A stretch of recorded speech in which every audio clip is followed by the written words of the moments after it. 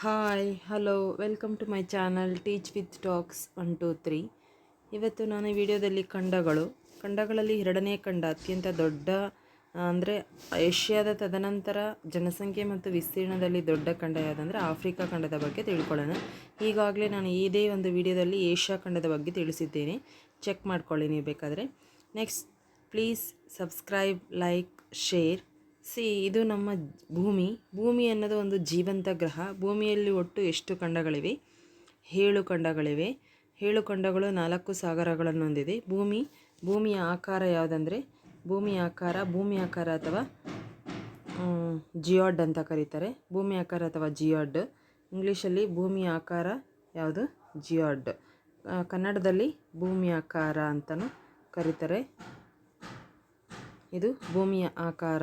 What is the shape of the earth ಅಂದರೆ ಜಿಯಾಡ್.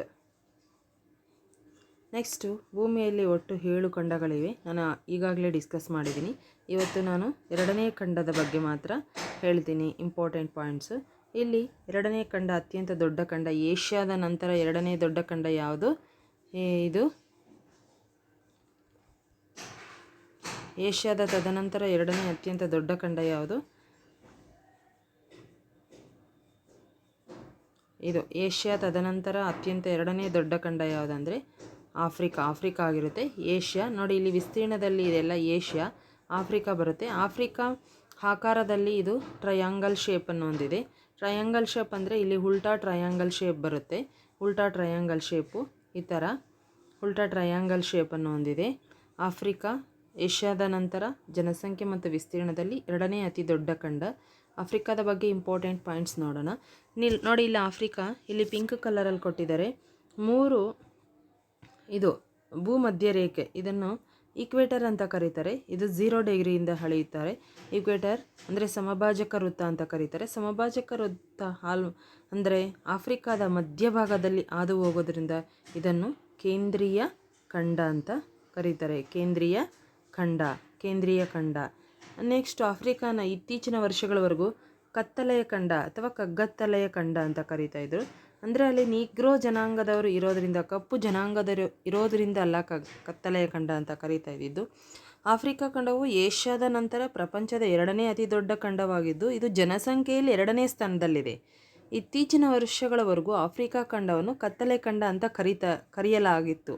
ಯಾಕೆ ಅಂದರೆ ಈ ಖಂಡದಲ್ಲಿ ಪ್ರಧಾನವಾಗಿ ಕಪ್ಪು ಜನರು ಇರೋದರಿಂದ ಅಲ್ಲ, ಬದಲಾಗಿ ಅದರ ಪ್ರಸ್ಥಭೂಮಿಗಳು ಸಮುದ್ರದ ತೀರದವರೆಗೆ ವಿಸ್ತರಿಸಿರುತ್ತೆ. ಇಲ್ಲಿ ಪ್ರಸ್ಥಭೂಮಿಗಳು, ಇಲ್ಲಿ ಪ್ರಸಿದ್ಧ ಪ್ರಸ್ಥಭೂಮಿಗಳು ಕಲಹರಿ ಪ್ರಸ್ಥಭೂಮಿ ಮತ್ತು ಸಹರಾ ಪ್ರಸ್ಥಭೂಮಿ ಅಂತ ಇರುತ್ತೆ. ಪ್ರಸ್ಥಭೂಮಿಗಳು ಇರುತ್ತೆ. ಇಲ್ಲಿ ಕಲಹರಿ ಡೆಸರ್ಟು ಮತ್ತು ಸಹರಾ ಡೆಸರ್ಟು ಸಮುದ್ರದ ತೀರವರೆಗೂ ಇರುತ್ತೆ. ಅದು ಹೊರ ಪ್ರಪಂಚಕ್ಕೆ ಬಹಳ ದೀರ್ಘಾವಧಿಯವರೆಗೂ ಶೋಧನೆಗೆ ಒಳಗಾಗದೆ ಉಳಿದಿತ್ತು. ಆದ್ದರಿಂದ ಈ ಖಂಡನ ಏನಂತ ಕರೀತಾರೆ? 2 ಭೌಗೋಳಿಕ ಅನ್ವರ್ಥನಾಮಗಳನ್ನು ಹೊಂದಿದೆ ಈ ಖಂಡ. ಯಾವುದಿದು? ಒಂದನೇದು ಕತ್ತಲೆಯ ಖಂಡ ಅಂತ, ಇನ್ನೊಂದು ಕೇಂದ್ರೀಯ ಖಂಡ. ಕೇಂದ್ರೀಯ ಖಂಡ ಅನ್ನೋದು ಯಾಕಂದರೆ ನಾನು ಹೇಳಿದ್ದೀನಿ, ಈ ಭೂಮಧ್ಯ ರೇಖೆ ಈ ಆಫ್ರಿಕಾ ಖಂಡದ ಮಧ್ಯಭಾಗದಲ್ಲಿ ಹಾದು ಹೋಗುತ್ತೆ. ಹಾಗಾಗಿ ಇದನ್ನು ಏನಂತ ಕರಿತೀವಿ? ಕೇಂದ್ರೀಯ ಖಂಡ ಅಂತ ಕರಿತೀವಿ. ಇಲ್ಲಿ ಈ ಸುಮಾರು ವರ್ಷಗಳ ನಂತರ ಪ್ರಸ್ಥಭೂಮಿಗಳು ವಿಸ್ತರಿಸಿರೋದು. ಉತ್ತರದಲ್ಲಿ ಸಹರಾ ಮರುಭೂಮಿ ಇದ್ದು ಅದು ಹೊರ ಪ್ರಪಂಚಕ್ಕೆ ಬಹಳ ದೀರ್ಘಕಾಲದಿಂದ ಗೊತ್ತಾಗಿಲ್ಲ. ಆದ್ದರಿಂದ ಇದನ್ನು ಕತ್ತಲೆಯ ಖಂಡ ಅಂತ 2 ಭೌಗೋಳಿಕ ಅನ್ವರ್ಥನಾಮಗಳಿಂದ ಆಫ್ರಿಕಾ ಖಂಡವನ್ನು ಕರೀತಾರೆ.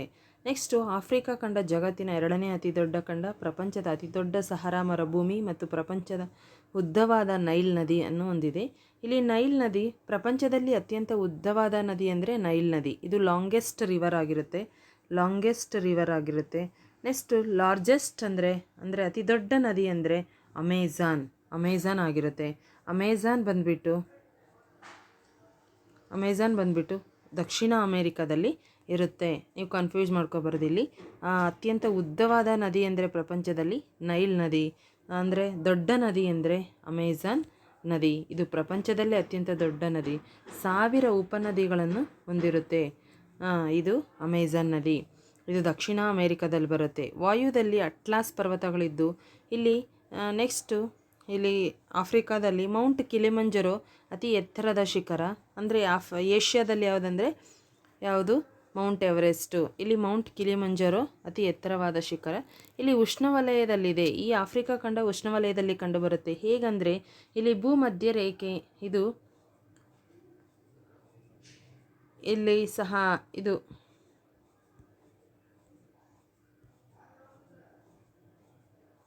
ಇಲ್ಲಿ 3 ರೇಖೆಗಳು ಅಂದರೆ 23.5 ಡಿಗ್ರಿ ಕರ್ಕಟಕ ಸಂಕ್ರಾಂತಿ ವೃತ್ತ, ನೆಕ್ಸ್ಟು ಇದು ಸಮಭಾಜಕ ವೃತ್ತ, ಮಕರ ಸಂಕ್ರಾಂತಿ ವೃತ್ತ. ಈ 3 ರೇಖೆಗಳು ಮಧ್ಯಭಾಗದಲ್ಲಿ ಅಂದರೆ ಒಂದು ಮಧ್ಯಭಾಗದಲ್ಲಿ ಹಾದು ಹೋಗುತ್ತೆ. ಇದು ಸಂಪೂರ್ಣವಾಗಿ ಉಷ್ಣವಲಯ ಬರುತ್ತೆ. ಇದು ಉಷ್ಣವಲಯ ಬರುತ್ತೆ. ಹಾಗಾಗಿ ಇದು ಉಷ್ಣವಲಯದಲ್ಲಿ ಕಂಡುಬರುತ್ತೆ ಆಫ್ರಿಕಾ ಖಂಡ. ನೆಕ್ಸ್ಟು ಇಲ್ಲಿ ನಿತ್ಯ ಹರಿದ್ವರ್ಣ ಕಾಡುಗಳು ಹೆಚ್ಚಾಗಿ ನಮಗೆ ನಿತ್ಯ ಹರಿದ್ವರ್ಣ ಅಂದರೆ ಸದಾ ಹಸಿರಿನಿಂದ ಕೂಡಿರೋದು. ಸದಾ ಹಸಿರಿನಿಂದ ಕೂಡಿರುವ ಕಾಡುಗಳನ್ನು ನಿತ್ಯ ಹರಿದ್ವರ್ಣ ಕಾಡುಗಳು ಅಂತ ಕರಿತೀವಿ.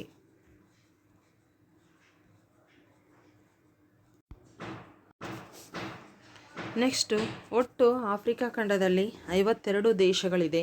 ಆಫ್ರಿಕಾ ಖಂಡದಲ್ಲಿ ಒಟ್ಟು 52 ದೇಶಗಳಿದೆ. ಇದು ಉತ್ತರ ಆಗಿರುತ್ತೆ, ಇದು ದಕ್ಷಿಣ ಆಗಿರುತ್ತೆ, ಇದು ಪೂರ್ವ ಆಗಿರುತ್ತೆ, ಇದು ಪಶ್ಚಿಮ ಆಗಿರುತ್ತೆ. ಉತ್ತರದ ತುದಿಯನ್ನು ಅಲ್ ಗಿರಾಮ್ ಅಥವಾ ಟ್ಯುನೀಸಿಯಾ ಅಂತ ಕರೀತಾರೆ. ಆಫ್ರಿಕಾದ ದಕ್ಷಿಣ ತುದಿಯನ್ನು ಇದು ಕೇಪ್ ಆಫ್ ಗುಡ್ ಹೋಪ್ ಎನ್ನುವರು. ನೆಕ್ಸ್ಟ್ ಇನ್ನೊಂದು ಹೆಸರು ಹಗುಲಾಸ್ ಅಂತಲೂ ಕರೀತಾರೆ. ಹಗುಲಾಸ್ ಅಂತಲೂ ಕರೀತಾರೆ. ಇಲ್ಲಿ ಅಲ್ ಗಿರಾಮ್ ಉತ್ತರ ತುದಿ ಅಲ್ ಗಿರಾಮ್ ಆದರೆ ದಕ್ಷಿಣ ತುದಿ ಹಗುಲಾಸ್ ಅಥವಾ ಕೇಪ್ ಆಫ್ ಗುಡ್ ಹೋಪ್ ಎನ್ನುವರು ದಕ್ಷಿಣ ತುದಿಯನ್ನು.